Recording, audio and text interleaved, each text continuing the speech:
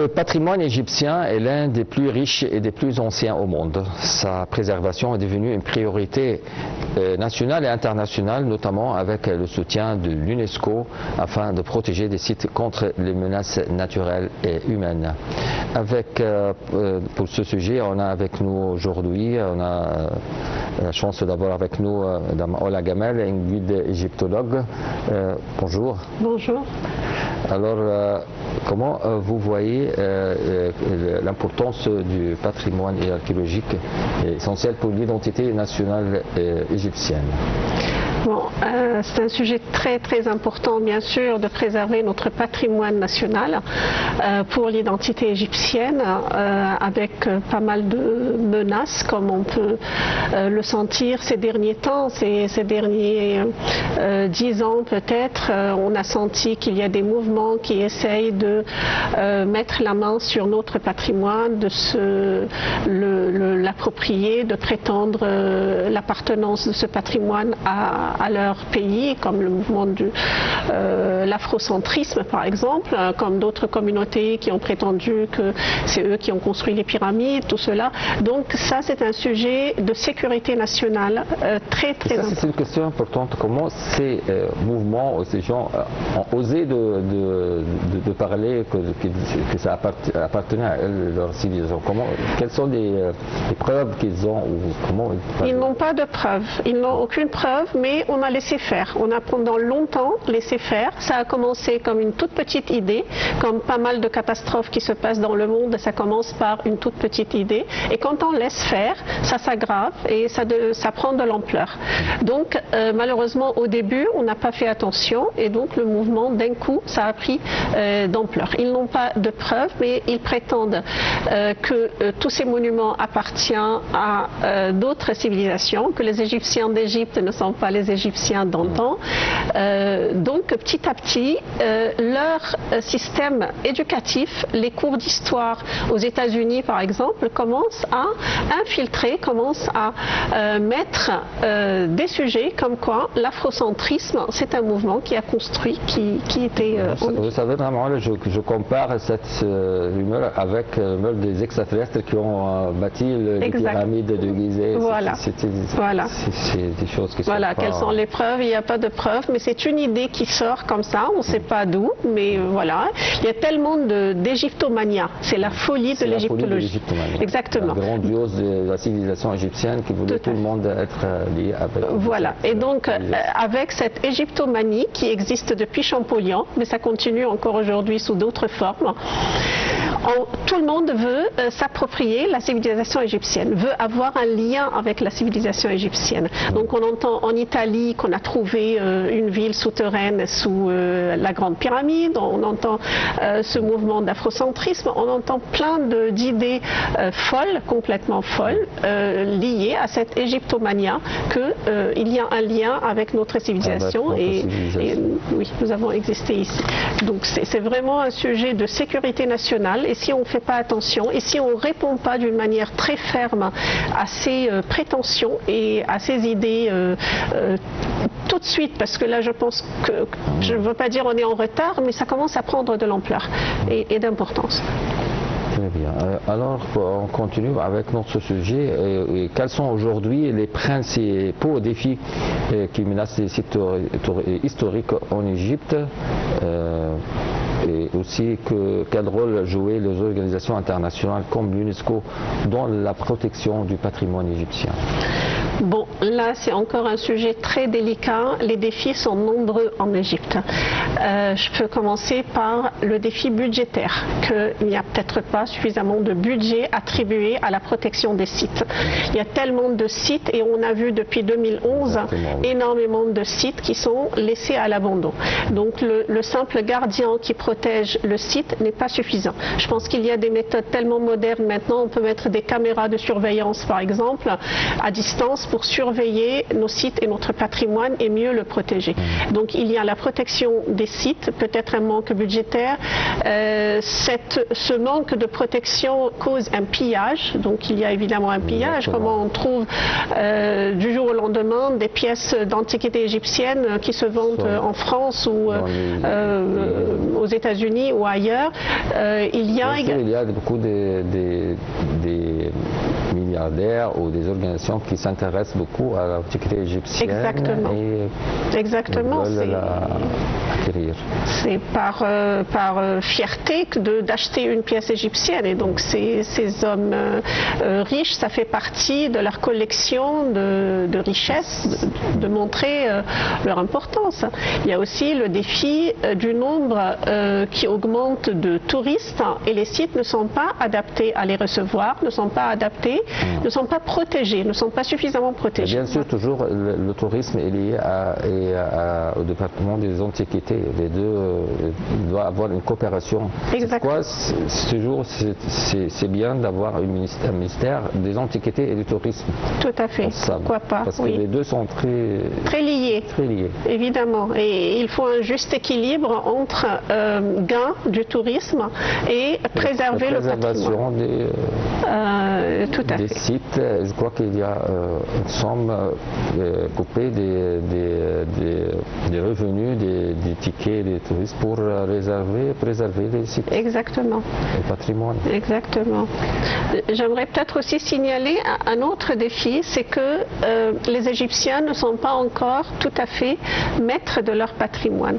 Et là, je salue énormément le rôle extraordinaire que joue le Conseil suprême des Antiquités et tous les directeurs de ce haut conseil, mais ce n'est pas un rôle d'étude.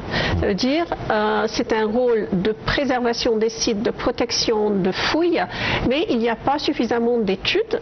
Si on compare les études qui sont faites par ce haut conseil avec l'IFAO, avec l'ARS, le centre américain, avec le centre allemand par exemple, on n'a pas un institut digne de ce nom qui peut jouer le même rôle que ces instituts-là. À votre avis, pourquoi il n'y a pas cet institut financière? Je pense qu'on a longtemps laissé faire les étrangers.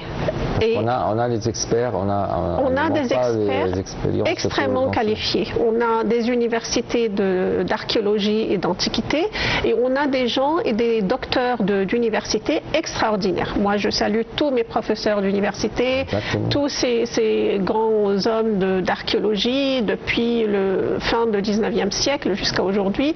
Évidemment, on a des professeurs, mais il manque, je reviens toujours au budget peut-être, et à une formation et à un institut, et je trouve très bien par exemple avec le GEM, le grand musée égyptien, au lieu de faire un hôtel dans un des bâtiments, plutôt faire un institut digne de ce nom qui va donner des diplômes internationaux, former des archéologues dignes de ce nom, qui sont tout à fait capables de fouiller notre sol. Mais on a longtemps, pendant 2 siècles, depuis Champollion à aujourd'hui, on a laissé faire les étrangers. Et il est temps vraiment de mettre les Égyptiens à leur juste place. C'est une bonne idée de faire du GEM une place, un institut, comment à faire former les jeunes ou avec les capacités qu'on a. Tout à fait, ils ont un super laboratoire de restauration. Oui. Ça, c'est une fierté. Donc, ça n'existait pas dans l'ancien musée. Avec la construction du grand musée égyptien, ils ont fait un magnifique laboratoire de restauration. C'est là où on a restauré les momies, on a restauré beaucoup de pièces qui ont été déplacées de l'ancien musée à celui-là. Et donc, pourquoi pas, dans un bâtiment qui existe, mais qu'on a préféré faire un hôtel, c'est pas le lieu idéal. À côté de l'hôtel aussi, l'hôtel n'est pas mal à le faire aussi, mais aussi un institut de formation qui est digne de l'Égypte. Oui. Nous sommes plus proches à notre civilisation égyptienne que les étrangers. Exact. Et qu'on met un plan sur 10 ans, sur 15 ans, on aura des gens formés avec du matériel technologiques, comme pour le laboratoire de la restauration. On va petit à petit se former dans ce domaine, acheter des outils, acheter des machines, acheter tout ce qui est nécessaire pour l'archéologie. Notamment qu'en Égypte aussi, il y a encore beaucoup des découvertes ou des fouilles qu'on n'a pas encore arrivé à voir. On dit il y a des civilisations accumulées en Égypte. Oui. Exact. Exact, mais quand ce sont les instituts étrangers qui fouillent, nous, Égyptiens, moi en tant que guide, j'ai pas accès facilement à tout ce qu'ils publient. Donc au moins, par exemple, de laisser leurs publications disponibles à tout le monde et pour les Égyptiens, que ce soit des Égyptiens spécialisés ou des Égyptiens intéressés de ces lectures. Donc voilà, ça c'est un de mes rêves. Voilà. Inch'Allah, comme on dit. Alors quels sont aussi les impacts de la construction du haut barrage d'Assouan sur la Nubie? La Nubie, il y avait des placements du temple d'Abou Simbel et plusieurs temples après la construction du haut barrage et le lac Nasser. Tout à fait. Alors qui ont des temples qui... Exactement. C'est un site que j'adore, tout le lac Nasser avec ses temples et ses sites. C'est un site du patrimoine protégé par l'UNESCO.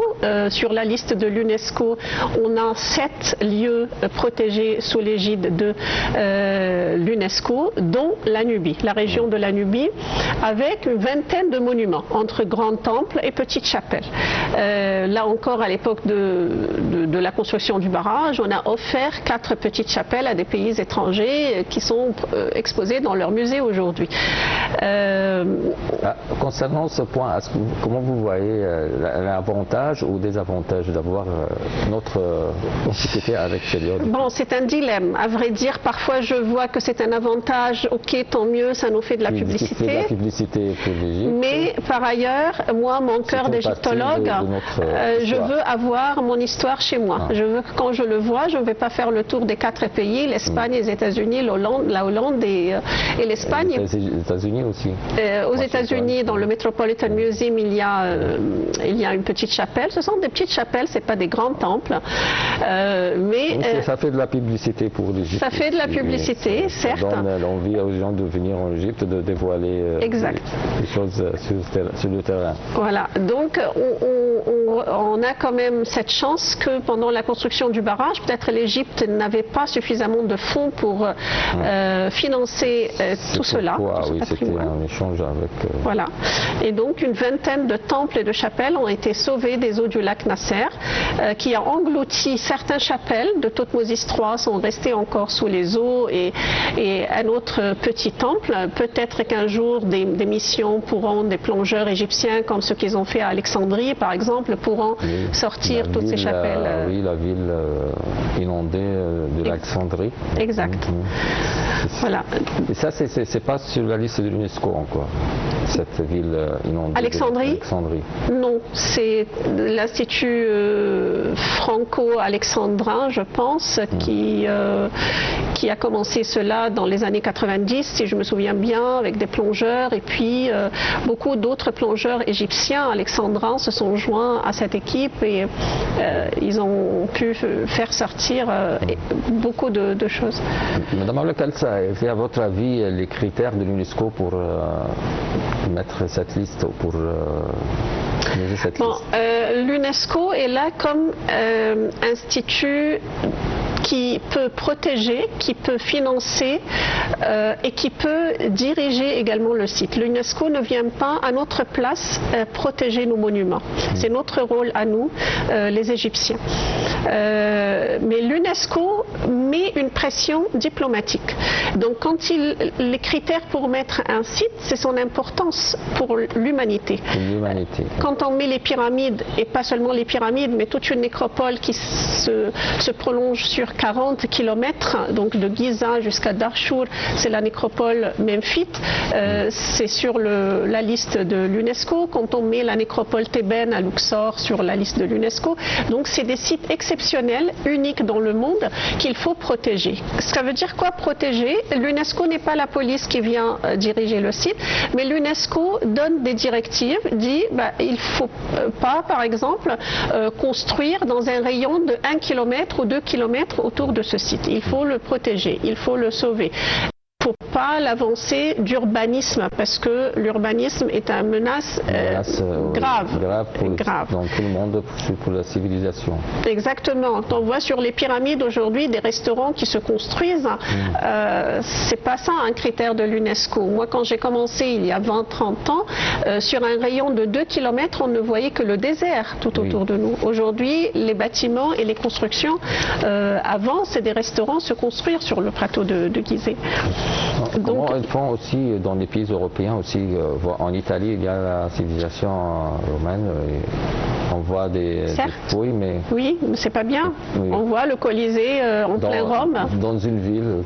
Oui, le chantier. Rome est entourée par ses habitants, par ses maisons évidemment, mais c'est pas l'idéal. Donc nous on a la chance que jusqu'à il y a 20-30 ans le site était préservé. Que ce soit le site des pyramides, que ce soit le site de la... Donc je cite ici que les sites qui sont sur le patrimoine de l'UNESCO, par exemple, qui sont cités, mais énormément de sites. Le site du delta, le delta en entier est menacé par l'eau souterraine, la phréatique, par l'avancée de l'urbanisme. D'accord. On a maintenant... on va présenter un reportage sur les postes internationaux, la présence égyptienne dans les postes internationaux. Au cours des dernières décennies, l'Égypte a renforcé sa présence sur la scène internationale grâce à des personnalités compétentes occupant des postes clés dans des organisations mondiales. Plus de détails dans ce commentaire. L'Égypte occupe une place importante sur la scène internationale grâce à des personnalités qui accèdent à des postes de haut niveau dans des organisations mondiales telles que la Cour internationale de la justice et les institutions économiques internationales. Ces nominations reflètent le rayonnement du pays et la compétence de ses cadres dans divers domaines, notamment